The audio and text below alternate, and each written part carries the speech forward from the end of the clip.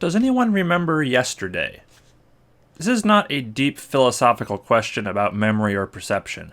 I'm asking about the 2019 movie Yesterday, where everyone forgets that the Beatles existed.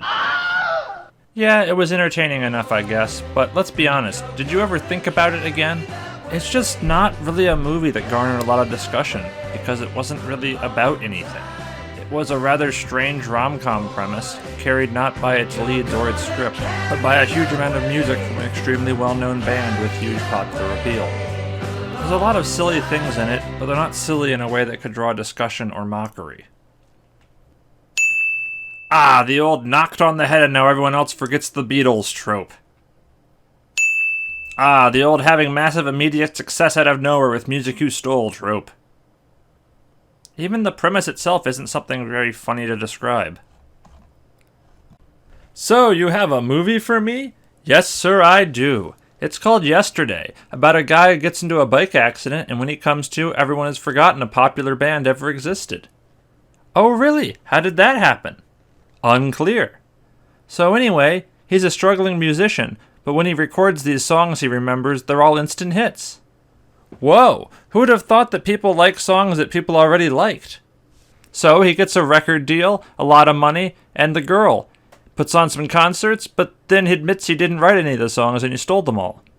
And that's the movie. I mostly planned to just have a lot of scenes about the main guy playing music and talking about music. I don't know, that seems like just a weird little movie. How do we market something like that? Well, I can get Ed Sheeran in it. Is he going to be the main role? No. Anything else? Oh, I forgot to mention, the band everyone forgot is the Beatles. The Beatles? I know that band. We're very popular, and if we make it clear that their music is all over the movie, I think we can make a lot of money. Oh, money! I like that! There are a couple things that were interesting in uninteresting ways, though. One is that the lead character, Jack Malik, played by Himesh Patel, is an Indian man. It's not a movie about the British cultural legacy in India, This is where the British stole all of our stuff! or media perception of a minority. He's just an Indian man in a leading role, with a white girlfriend, palling around with Ed Sheeran. A lot of people and things that still exist seem to be chosen by who they could get to appear in the movie, to be honest, like Ed Sheeran. And what would be funny. What happened to Coca-Cola?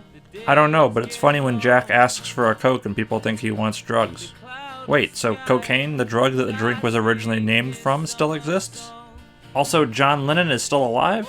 Did everyone forget the Beatles, or is this a parallel universe? Kill John Lennon! Kill John Lennon! Hey, Dad, where does John Lennon live?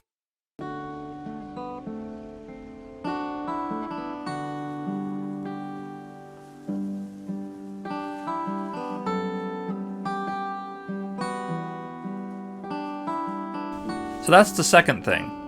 It's interesting how little the movie cares about actually answering anything about its premise. It would be interesting if, specifically, the Beatles resonated with people because of how much pop culture saturation they'd achieved, so whatever alien force caused people to forget couldn't erase them entirely or something. You can't just remove the Beatles from history without changing a lot. But there's no aliens, no parallel worlds, just a rom-com with a bit of guilt about taking credit from something you didn't make.